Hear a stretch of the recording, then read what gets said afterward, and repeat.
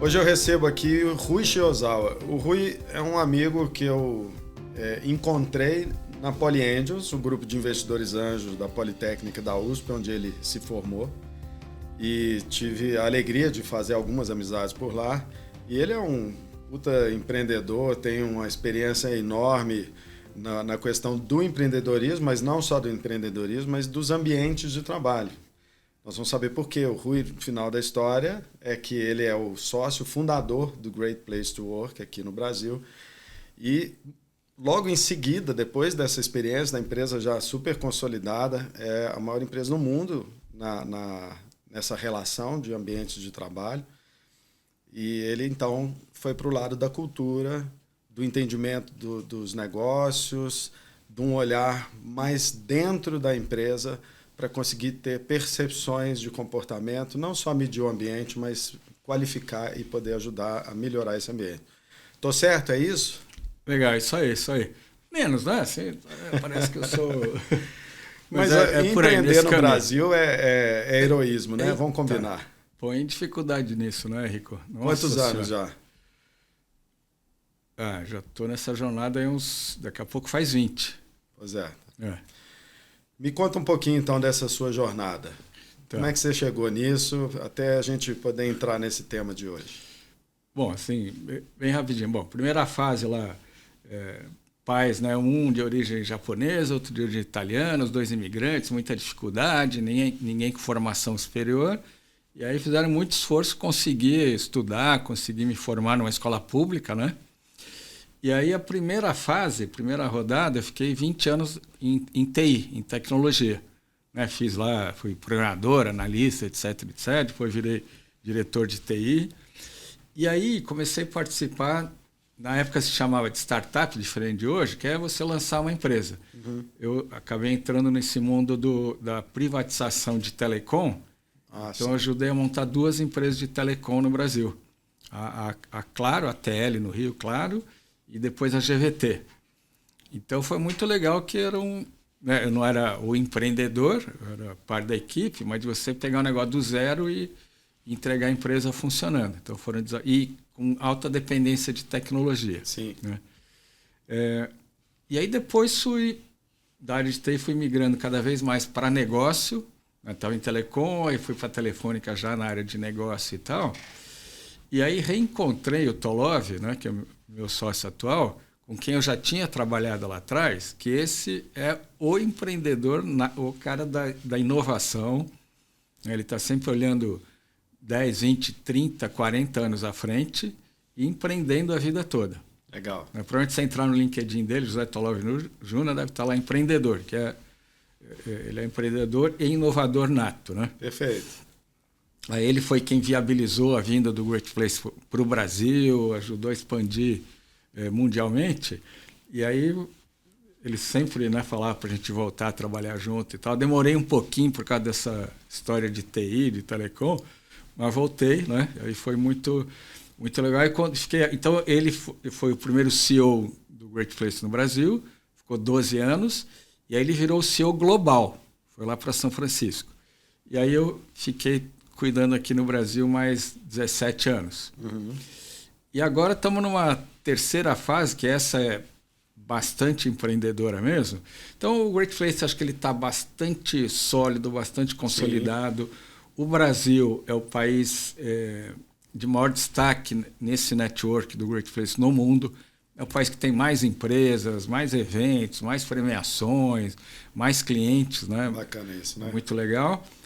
Aí, como a gente está sempre arranjando mais encrenca, a gente comprou agora o controle do Great Place no México, América Central e Caribe. Sim. São quase 30 países. Então, com isso, a gente fica com as 2 das 3 maiores operações do Great Place no mundo. Né? Estamos assumindo agora. Mas a gente sempre quis, isso é um desejo antigo meu, do Tolov, de a gente evoluir para novas coisas. Né? Sempre com essa relação de pessoas, de inovação, de tecnologia, de impacto sobre as pessoas, impacto sobre os negócios, impacto sobre a sociedade. Então, aí nasceu há 4 anos a Great People. Então a gente diz que o Great Place tem um grande foco no ambiente de trabalho, todos os impactos que o ambiente de trabalho traz, né? E a Great People chega mais próximo, vamos dizer assim, das pessoas, né? Olhando, por exemplo, a questão da saúde emocional das pessoas, detalhes do perfil de um líder, característica das pessoas e do ambiente para a inovação e também relação das empresas com clientes, com fornecedores. Então, essa é a brincadeira nova. Isso é muito bacana, porque, primeiro, né, parabéns por essa jornada e por cuidar desse propósito de olhar para a responsabilidade da empresa com o time, né? Porque é isso, né? A gente hoje percebe esse tema da saúde mental, que, lógico, não impacta só a pressão do trabalho, né? A gente tem a questão toda que a gente estava já discutindo em outro momento sobre redes sociais, a sociedade está em mudança e a pressão vem de vários lados. Mas a gente sabe que o emprego e a profissão, ela já foi no passado muito opressora e exploratória, né? E essa humanização das profissões, ela tem muito a ver com o propósito do próprio Great Place to Work como base. Exatamente. E essa migração que você traz para esse novo negócio que vocês fundam do Great People, fantástico, porque e aí como que eu mudo a minha empresa? Tá bom, tem a Great People para ajudar a mapear, entender qual que é o melhor caminho, quem está pronto para isso, para aquilo. Você me falou de uma empresa que, de, sei lá, 12 pessoas, tinha uma pessoa que estava realmente na posição certa e tinha muita coisa para ajustar ali, né? Foi o caso que a gente teve agora semana passada, em contato com o CEO de uma empresa, né? Falou, não, então o caminho que eu desenhei é isso aqui, estou precisando ir para lá. E aí, pelo que ele colocou como propósito dele, né, grandes metas, a gente mapeou o que ele precisava, inclusive a liderança. Na hora que a gente fotografou, vamos dizer assim, a equipe dele, acho que eram 12, 14 pessoas, tinha uma pessoa que estava exatamente no perfil que ele queria. E todos os outros não. Olha isso. E a pessoa não tem essa percepção, né? Não. Às vezes você leva em consideração... O cara tem uma boa presença, fala bem, né? Conhece um monte de coisa. Então, tem coisas que impressionam. Então, não estou falando que a gente não sabe ver isso. Não é isso. Mas... você casar, né, o propósito, a tua visão lá da frente, com um dia a dia, porque tem um dia a dia operacional que também exige determinadas características, né? Sim. E às vezes acaba pesando mais. Mas aí, na hora, a gente demonstrou, né, o que a gente estava falando, não só... Ele falou, vocês têm razão, é isso mesmo, por isso que eu estou tendo problema A, B e C, né? E agora eu vou ter que dar uma reformulada. Agora, melhor fazer isso logo, né, do que descobrir isso lá na frente. Claro. Quando talvez é muito mais difícil de voltar, né? As empresas que têm uma área de RH mais estratégica, elas partem sempre desse princípio, né? De identificar o perfil, de saber e fazer um monte de testes e tal para identificar. A pessoa está no lugar certo, tem o preparo para isso, qualificação emocional, técnica, várias coisas. Isso que você está levantando, Rica, é muito legal. Acabei de ter antes de vir para cá, estava conversando com um VP de RH, e a conversa era a seguinte, tem áreas de RH que ainda estão muito... Departamento pessoal. Ainda muito preliminares, muito operacionais, que talvez é o momento daquela empresa, etc, etc. Agora, tem, né, pessoas, profissionais e áreas que estão muito avançados. Então, a gente já tem visto no mundo, Rico, a área de RH se juntando com a área de TI. Tem empresa que já juntou as duas. Olha que aparentemente parece um negócio maluco, né? Sim. Como a área de TI com a área de pessoas, se você pensar bem, claro, tem um componente técnico enorme na área de pessoas, mas se você está falando de grandes projetos, e quando eu falei lá atrás de telecom, então, eram grandes projetos de tecnologia. Havia um peso grande da tecnologia no projeto, mas o peso maior vinha de pessoas, gestão de pessoas, comunicação, coordenação, como é que aquelas coisas iam se encaixar na empresa. Uhum. Eu chutaria dizer que dava mais de metade do projeto, era isso. Sim. E a gente escuta muita história de grandes projetos de tecnologia que não deram certo.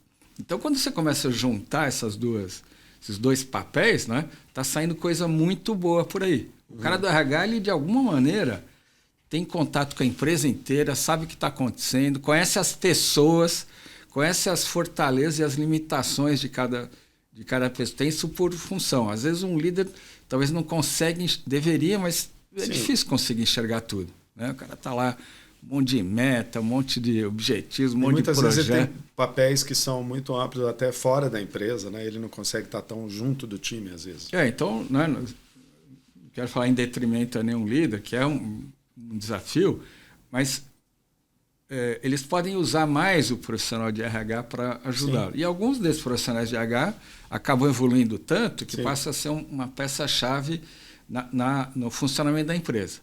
No meu caso, acontece exatamente isso, Rico. A minha pessoa de RH, ela é muito mais que a diretora de pessoas. Sim.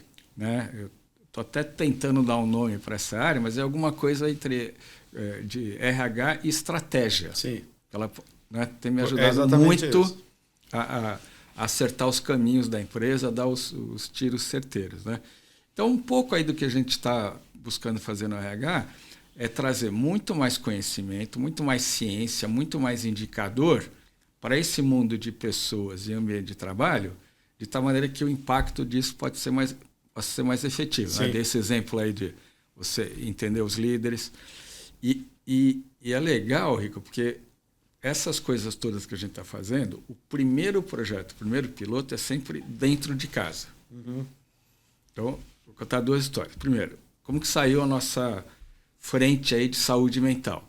Foi na pandemia, né, no primeiro ano da pandemia, um dia eu juntei a equipe, juntei os líderes, sei lá, mais ou menos agosto de 2020, primeiro ano da pandemia. Qual era a situação? Não tinha vacina, não sabia-se como tratar, muita gente infectada, sem saber exatamente como deveria, e muita gente morrendo. Sim.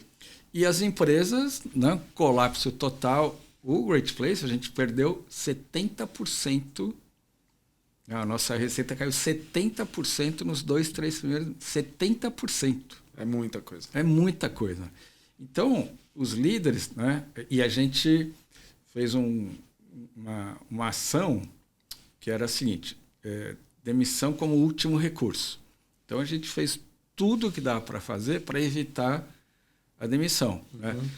A gente já tem um modelo de salário variável, então automaticamente já estavam reajustados, as pessoas já estavam ganhando, a empresa ganhando muito menos, as pessoas ganhando menos, mas a gente preservou os salários. Na verdade, a gente fez uma demissão grande, que foi bastante impactante. A gente demitiu o prédio inteiro. Que eu cheguei a conhecer. Você conheceu? Prédio, exatamente. A gente fundou a Poly Angels naquele prédio. Exato. Né? Então, a gente desligou o prédio, quer dizer, financeiramente deu impacto grande, com isso a gente conseguiu preservar as pessoas. Mas, mesmo assim, as pessoas submetidas a uma pressão psicológica muito grande. Sim. Em particular, de novo, os líderes. Né? Sim. Então, tendo que administrar, né, buscar uma receita no mercado que estava parado, tendo que gerenciar uma equipe, todo mundo, né, preocupado com problema, doente, com familiar no hospital, né? Um modelo de operação completamente diferente. Exatamente. Aí eu chamei os líderes e tal, a gente fez um negócio muito simples, né? Foi até ingenuidade minha. Trouxe uma pessoa lá para fazer um relaxamento, né? Aí o negócio foi assim, quase uma catarse, né? O pessoal começou a falar, chorar, assim, foi... Olha só. Porque a gente abriu um pouco espaço e as pessoas foram se soltando. Falei, caramba, precisamos... é muito mais tenso o negócio do que eu imaginava, precisamos fazer alguma coisa. E aí a gente trouxe, né, uma equipe médica, ela falou, olha, eu não sei o que fazer, né? O negócio... além dos meus... Ajuda aqui. Aí o pessoal chegou, fez algumas palestras, montamos um negócio que a gente chamou de Great Care, que era um telefone, né, uma linha, mais um e-mail, 24 horas por dia para as pessoas acessarem, relatarem seus problemas. Começamos a fazer um monte de ações que foram repercutindo positivamente.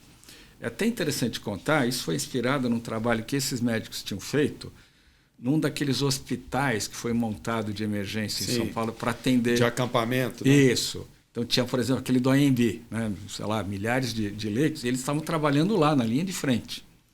E aí eles sentiram esse problema com a equipe médica. Quer dizer, eles sentiram que, Entre além eles, dos pacientes, a própria equipe que atendia estava numa... Imagina, você passar o teu dia inteiro atendendo, né? Sim. Pessoas que já estavam em estado grave.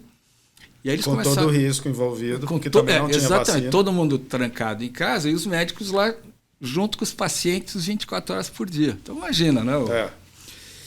E aí olha que interessante, começaram a fazer algumas ações, mas eles perceberam que só pelo fato de eles estarem dando atenção à equipe, a equipe já voltava agradecendo. Nossa, que bom que vocês estão nos vendo. Que bom que vocês estão entendendo o problema que a gente tem. Que bom que vocês estão preocupados com a gente. Quer dizer, só isso já dava algum alento. Sim. Né? Então, então fizemos o trabalho interno no Workplace, começou a dar bastante resultado, e a gente pensou o seguinte, caramba, se está sendo bom para a gente, e está todo mundo nessa situação, vamos começar a oferecer isso para fora. E começamos assim de uma maneira muito simples, as primeiras ações não tinha, a gente nem cobrava, era, né? Tinha aquele momento lá meio de solidariedade, começamos a fazer reuniões com empresas, fazer podcast, fazer treinamentos, né? E aí a gente enveredou para uma linha, desses médicos é um cientista, assim, aquele cientista, o cara lê todos os artigos científicos daquele assunto antes de omitir, né, qualquer opinião. O cara tem 9, 10 livros publicados, tem pós-doc, fez, né, completou pós-doc no MIT, quer dizer, um monstro. Então o cara vai a fundo no conhecimento e aí começamos a descobrir muita coisa que a ciência já tem, já está disponível, já publicou, né, em artigo científico, já publicou em livro, mas que a gente aqui no mercado corporativo não tem a menor ideia. Né? A gente aqui com a nossa...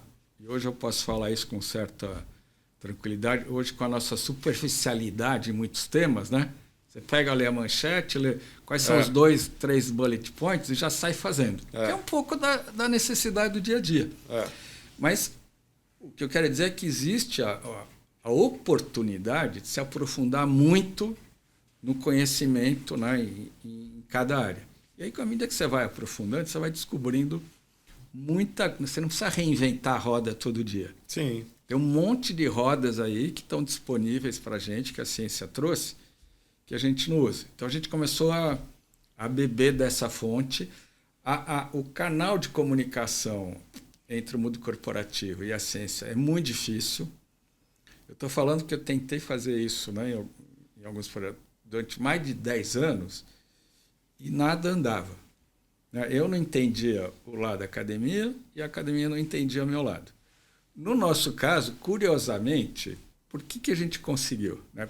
Aliás, a explicação que eu tenho deve ter outra, mas esses 2 médicos que eu falei que a gente trouxe, os 2 são médicos e são irmãos gêmeos. Olha só.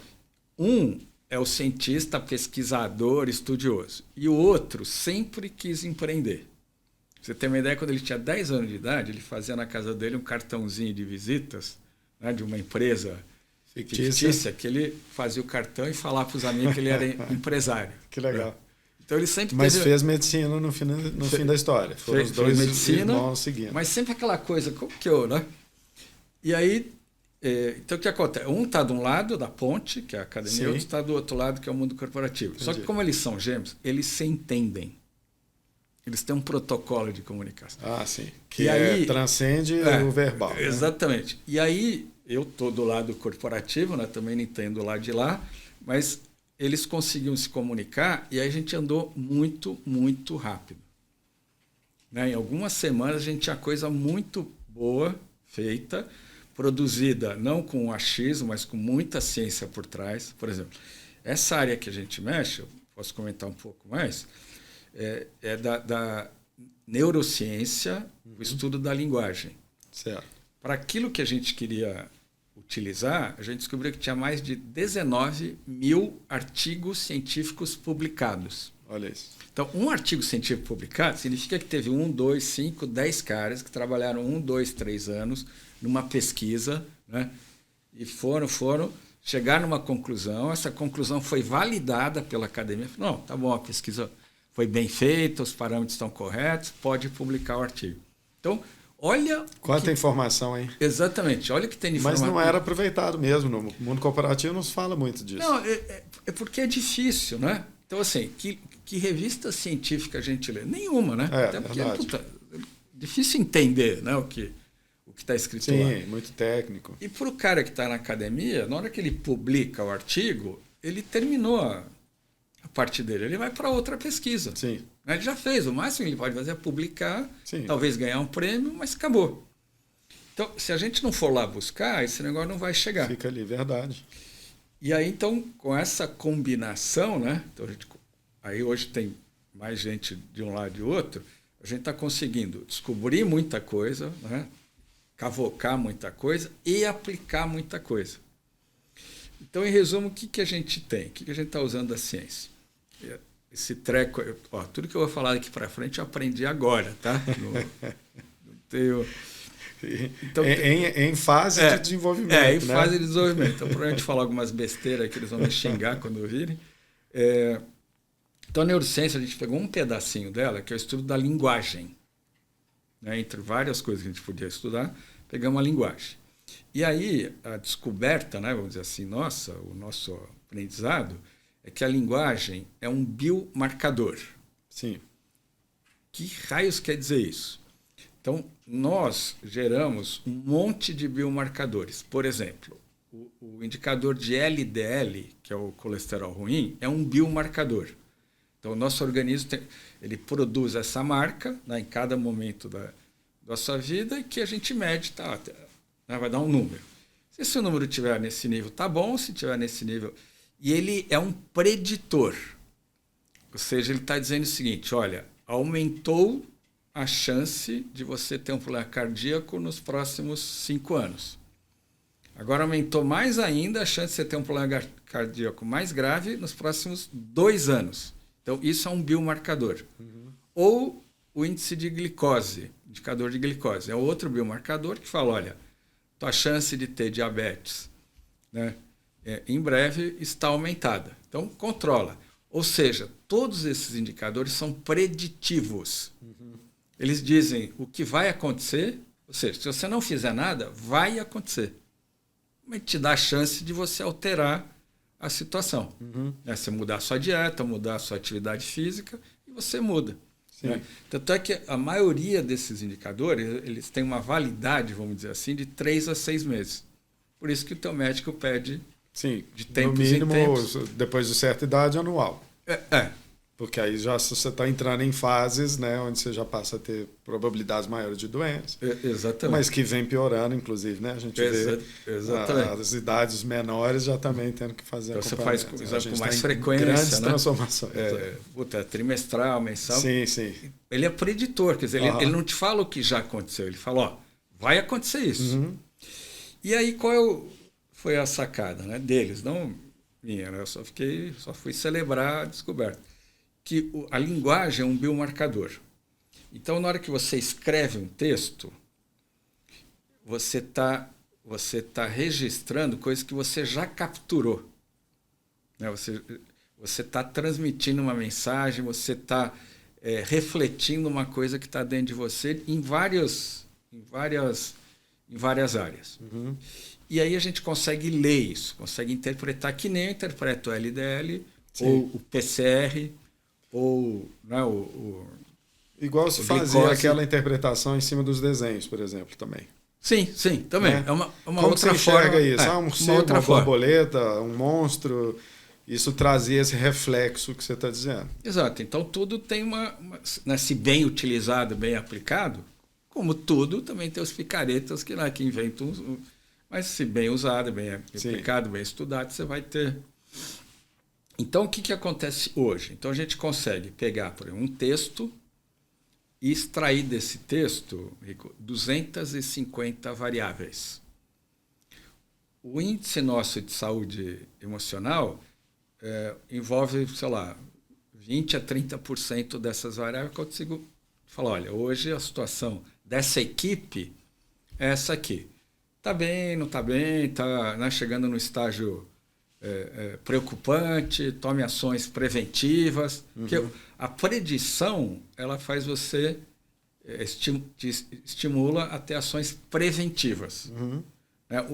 Quando você não faz nada, acontece um episódio e você vai fazer uma ação corretiva. Exato. Então, por exemplo, você fala assim, nossa, o nosso plano de saúde aqui da empresa é muito bom, porque se eu tiver depressão, ele tem um suporte para atender. Mas eu não quero que você tenha depressão, eu não quero cuidar de você depois, eu quero evitar que você chegue nesse ponto. Então, a predição serve para gerar ação preventiva. A ação corretiva é muito mais cara. O dano é maior, né, porque já... Isso envolve, quando ele é reversível, dependendo da situação, é um dano irreversível. Vou dar um exemplo mais, né, crítico. Tem um dano que é reversível. Se o cara tem um problema grave de saúde emocional, isso vai se agravando, e ele se suicida, não tem ação corretiva, né? Exatamente. Aí a empresa fala, não, mas a gente também tem um bom plano de funeral. Pô, eu não quero que o cara fique doente, muito menos que morra. Exato, não que adianta eu ter esse benefício, eu quero ter a prevenção. E era o que se pensava antes, né? A gente vai ter coisas para corrigir caso aconteça. Exato. Não, corrigir não, né? Minimizar o hospital que você pode ir. Eu não quero que o cara vá para o hospital. Claro, né? Se precisar, ótimo, mas eu preciso ter mais ações preventivas. Sim. Então, o que a gente tem hoje... então eu estava falando. Então, eu pego um texto, consigo extrair muitas informações e te gerar um índice preditivo de saúde emocional. E mesmo que a pessoa não perceba, ela está dando toda você tá o tempo esse todo. reflexo do emocional, das suas histórias, do momento, na fala, na escrita. Exatamente. Eu estava te dando exemplo há pouco para um cara que é um bom negociador. Normalmente ele está lendo a pessoa muito melhor do que a média dos outros. Mas ele tem uma habilidade natural e fala, puto, o cara está nervoso, estou vendo que ele está piscando mais do que deveria, estou vendo que ele está mexendo. Ele lê a pessoa. Então, isso que nós estamos fazendo é cientificamente registrando isso sem depender, né, de eu ter habilidade ou não de fazer isso. Quando eu passo de um texto escrito para um áudio gravado, para uma mensagem no WhatsApp, eu aumento em 4 vezes o número de variáveis que eu consigo extrair. Quer dizer, dos 250 bate 1000. Para 1000. Por quê? Porque eu tenho o texto, ele já está lá dentro, e eu tenho a entonação, né? Olha, esse problema é sério. Esse problema é muito sério. Esse problema é sério. Então, eu falei a mesma coisa em 3 níveis completamente diferentes. Então, a gente já está usando texto e a gente já está usando voz. A nossa interface ficou muito legal, que fica lá um chatbot conversando com você. Ela vai se bobear, ela fica a tarde inteira conversando. E agora nós estamos indo para uma terceira fase, essa está no nosso laboratório, que é eu interpretar um vídeo. Que aí eu aumento mais ainda o número de informações, porque eu tenho o gesto, eu tenho a feição, eu tenho, né, a careta. No meu caso, não está valendo muito, eu vou até contar aqui, que eu estou tratando uma paralisia facial, então eu disfarço, né, as expressões, né? E que, inclusive, você está disfarçando muito bem, porque o dia que a gente ia gravar, foi, a gente você me mandou naquela semana, você falou, Rico, passei por uma cirurgia de última hora aqui, e aquela foto que você me mandou, você estava bem mais impactado. Estava bem, né? Já melhorou, a cirurgia foi boa. Foi boa. Que bom. Bom, então é isso, Rico. Então a gente está usando neurociência, né? Quer dizer, ciência de ponta. Claro, tem camadas de inteligência artificial por cima e tal, mas não é assim, estou usando... Não, nós estamos indo a fundo em conhecimento, usando neurociência, com equipe de cientistas, tem a nossa equipe aqui local e temos gente trabalhando com a gente em várias universidades do mundo, fazendo mestrado, doutorado, para trazer o que está saindo. Vou dar um exemplo, né? A gente não está usando isso, mas é o mesmo, vamos dizer, o mesmo grupo de pessoas de conhecimento no mundo que está ligado. Quando a gente estava estruturando o negócio, a gente fez um tour em várias universidades do mundo para saber o que estava acontecendo. A visita no MIT foi muito legal. Bom, primeiro que só entrar no MIT já dá um... Né, você já se sente e fala, puta, o que eu estou fazendo aqui? Né? Só tem gênio. Só gênio. É. Aí vieram 3 caras, um indiano, que é o coordenador da equipe. Esse indiano era o coordenador dos alunos de pós-doc. Cara, eu não consigo nem imaginar o que é isso. Ele é o cara que coordena o cara que está fazendo pós-doutorado. Eu fiz o mestrado, mas assim, eu quase morri para fazer um mestrado. Né? Aí o cara faz o doutorado e depois faz o pós-doc. E ele coordena. E ele é o coordenador. Né? Mas está nessa área da neurociência. Aí ele trouxe um dos caras que estava com ele fazendo um pós-doc, um italiano, que está também utilizando esse conhecimento da linguagem para estudo de pessoas no espectro do autismo. Uhum. Então, um autista, aqueles casos mais graves, que a pessoa praticamente não se comunica. A gente acha que ele não se comunica. Sim. Ele se comunica, a gente é que não entende. Entendi. Ele usa outros. E esse cara está estudando isso. Então, imagine o impacto, né, que um cara desse, um estudo desse, pode dar. Sei lá, eu tenho um filho autista, nunca consegui conversar com meu filho. O cara traz a ciência para você e você passa a se comunicar. Cara, é revolucionário. Né? Um negócio... E tem uma pessoa que hoje acho que é o principal cientista brasileiro, que também está nesse mundo da neurociência, só que ele está num estágio anterior ao nosso, que é o Miguel Nicoleles. Esse cara é sensacional, tem muitos livros. E ele estuda, eu estou estudando a fala e a escrita, né? A nossa equipe. Ele estuda a intenção da fala. Então, o cérebro está processando a fala, mas não necessariamente eu falei. O que ele faz com isso? Imagina um tetraplégico. Então, ele tem a intenção do movimento. Sim.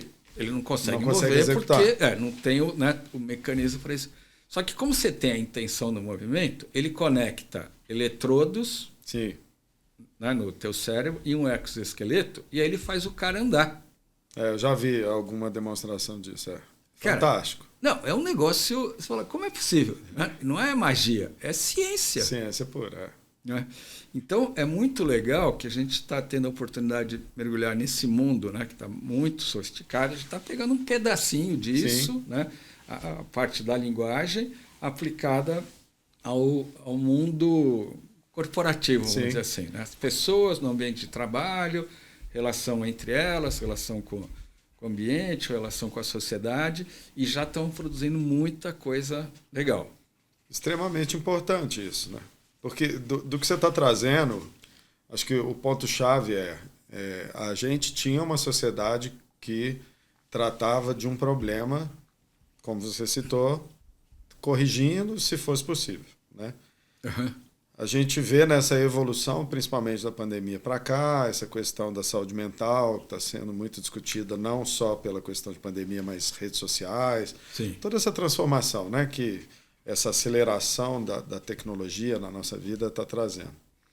E a velocidade com que tudo está acontecendo, a gente não está conseguindo acompanhar. Né? Exatamente. E isso está gerando doenças e questões que também não existiam, né? Principalmente da questão da saúde mental.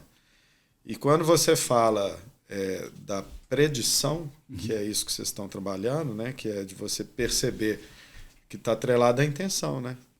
A intenção é quando você pretende fazer uma coisa. E quando você pretende falar, isso vai ser um reflexo.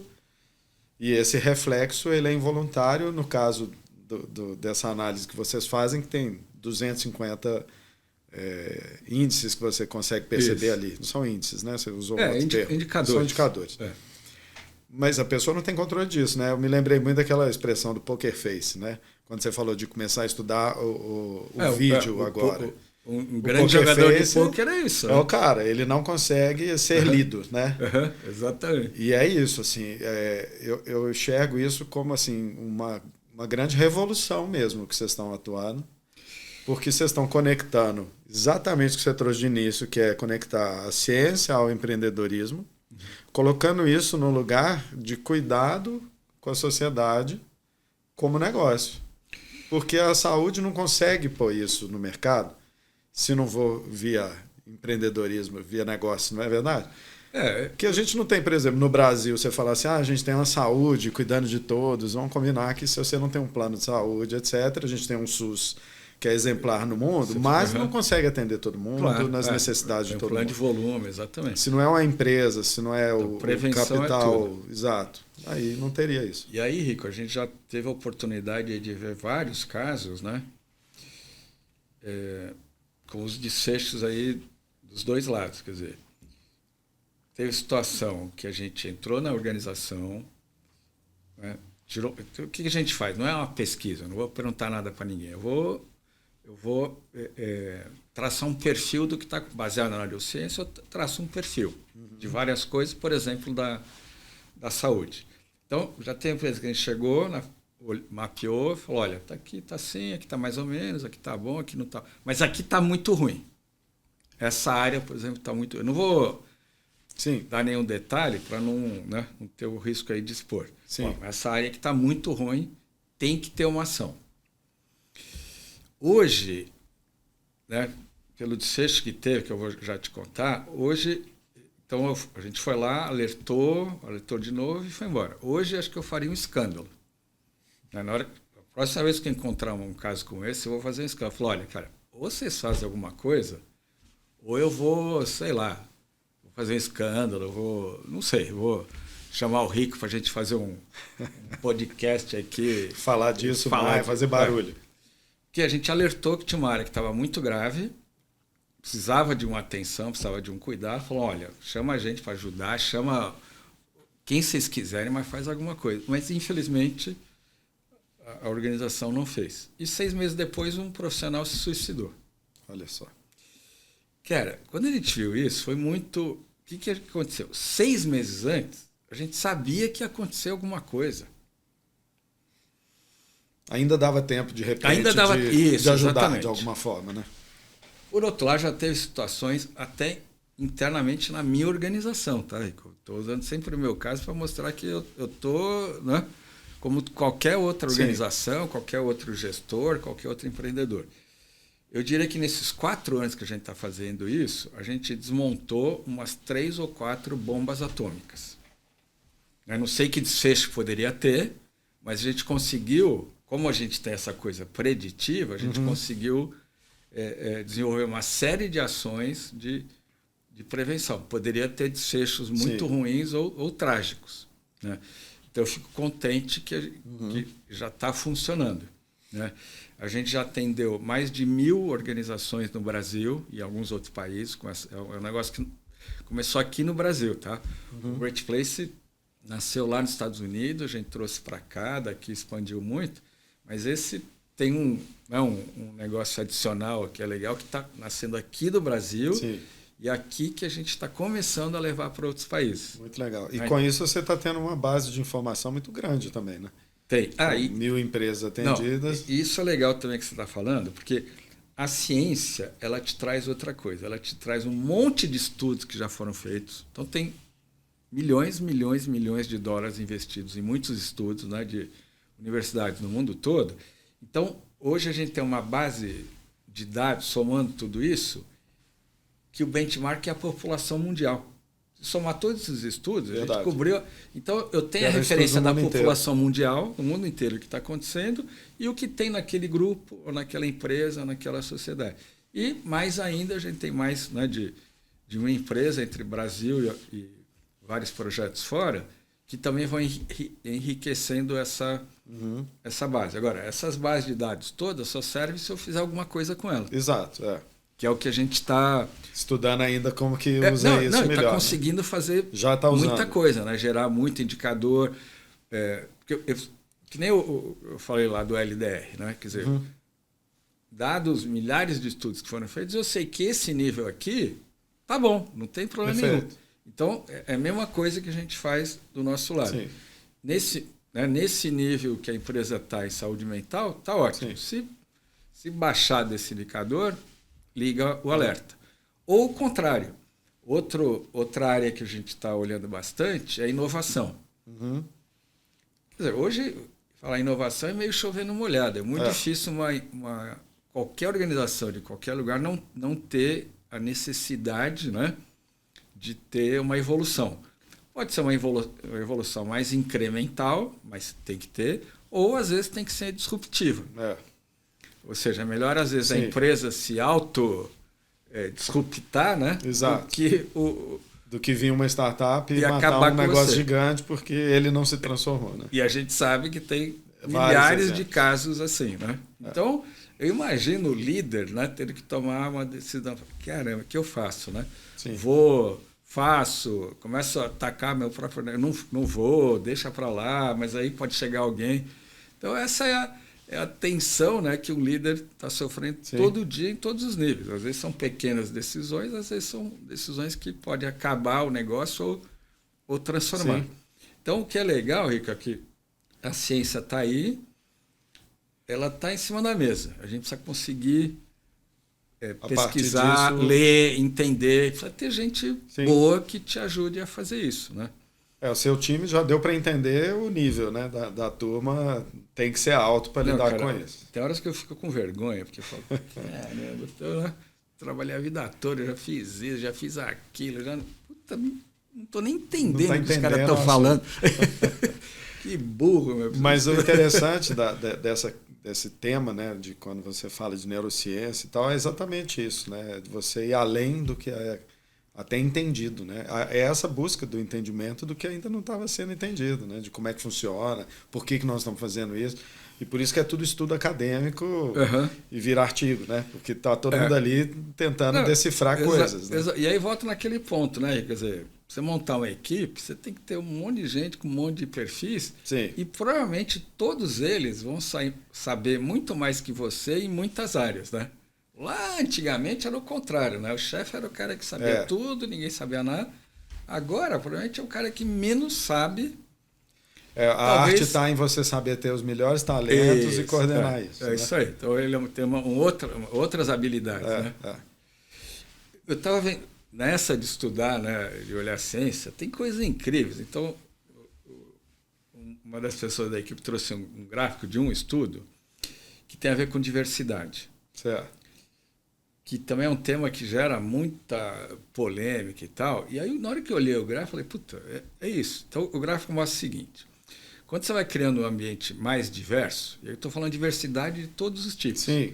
Por exemplo, você trazer gente com uma cabeça diferente, né, num ambiente mais estável, mais controlado, você põe um maluco desse cientista, causa um puta distúrbio. Sim. Né? Ou traz alguém diverso. Sim.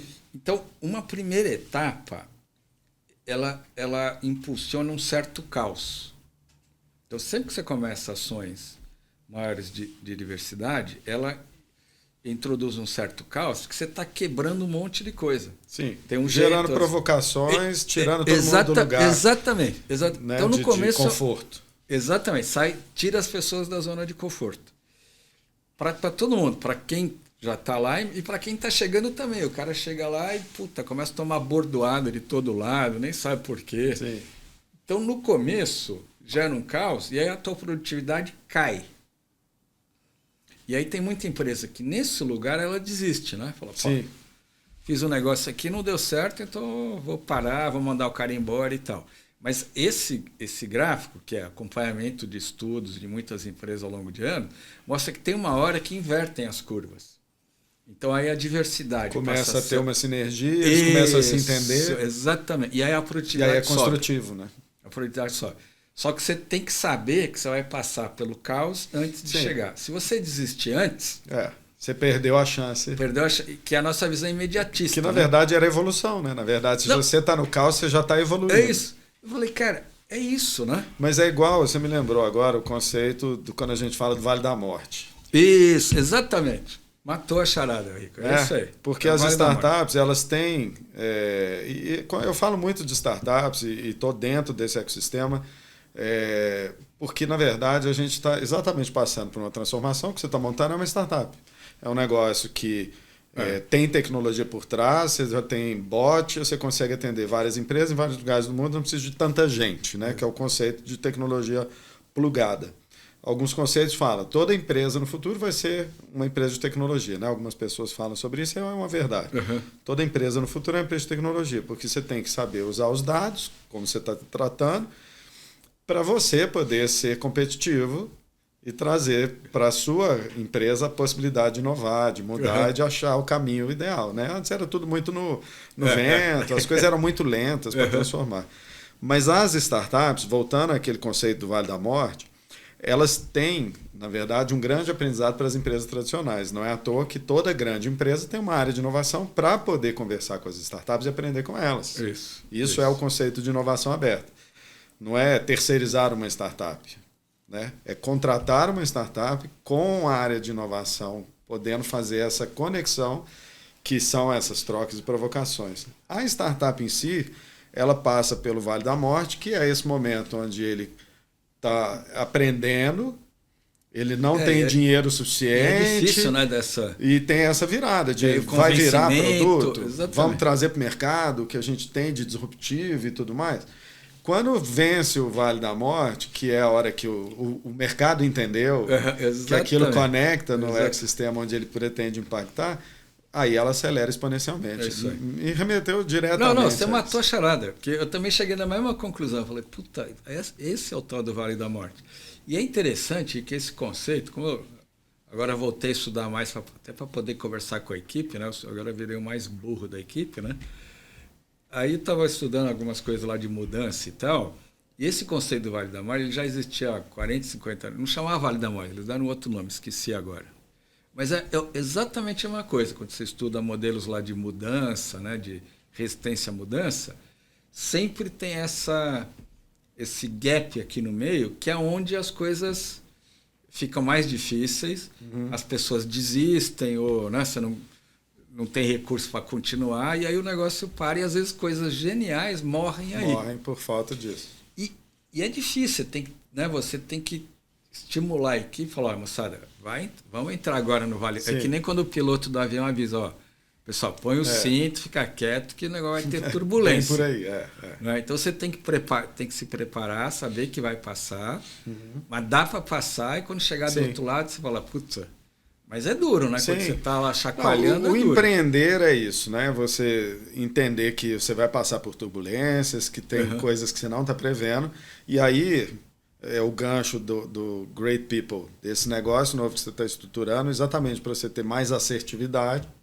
para evitar que você tenha perdas no meio do caminho importantes, porque é isso, né? Você tem um time que vai ter questões de dificuldade, a gente num mundo de inovação, de muita transformação, a gente vê as pessoas terem medo de não dar conta de acompanhar, de não dar conta de participar de uma, às vezes até de algo novo, né? Vamos juntar o time, vamos montar aqui um squad, vamos discutir a jornada do cliente, a experiência do nosso cliente, da nossa empresa. Uma coisa simples como essa, tem gente que tem medo, porque ele nunca reuniu com outro colega de trabalho.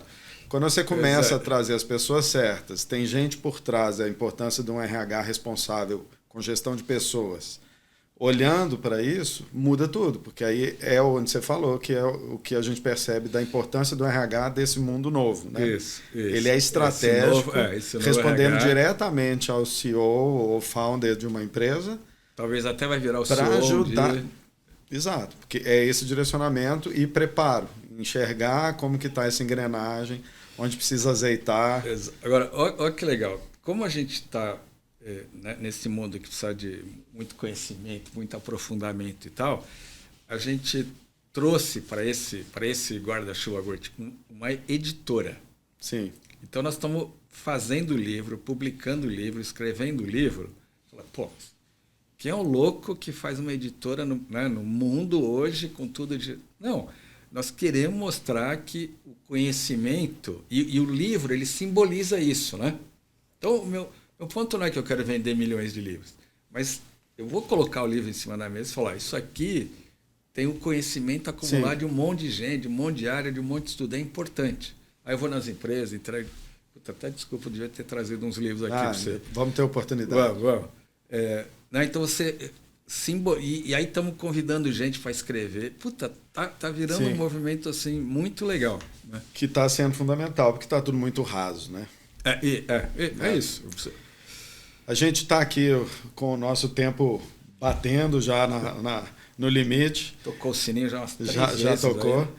Eu tenho como propósito manter um papo próximo de 40 minutos. Acho que a gente está batendo já esse tempo. E eu tenho certeza que se deixasse a gente aqui, porque o que você está trazendo, por ser muito novo, já me interessa muito.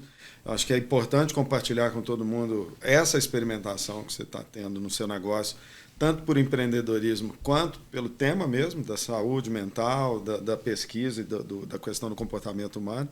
Acho que tem muita coisa, né, para compartilhar. O que eu acho que é importante assim, que as pessoas acompanhem o Great People. Vejam o que a Great People está fazendo, né? Que o que vocês compartilham, o que vocês produzem, os resultados seja visto, porque isso vai ajudar a nortear, porque o que vocês estão fazendo é disruptivo, né?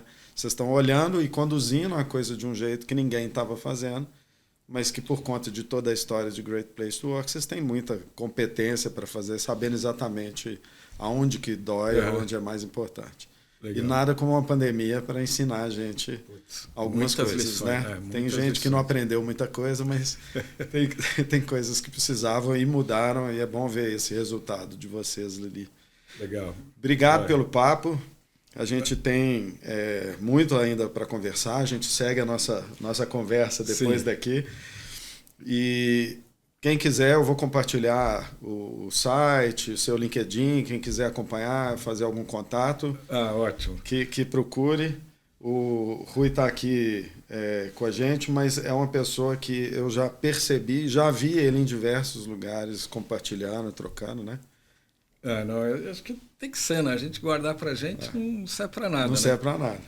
Mas, bom, Rico, obrigado aí, viu, pela conversa. É muito bom conversar com gente boa, né, conectada, inteligente. Espero poder fazer cada vez mais isso, né? E assim, quem quiser, vamos poder compartilhar, vamos pensar em uns artigos, algumas coisas aí para a gente fazer junto, né? Vamos. Importante. Bom, obrigado de novo. A gente segue trocando e, lógico, tem esse projeto que eu te convidei, a gente vai começar a tocar junto. Tá bom. A Minders, portal de conteúdo. Legal. Que eu acho que é um canal interessante para a gente poder compartilhar um pouco disso também. Conte aí comigo, tá? Vai ser um prazer. Obrigado, viu? Obrigado. Valeu, pessoal. Obrigado, pessoal. Até.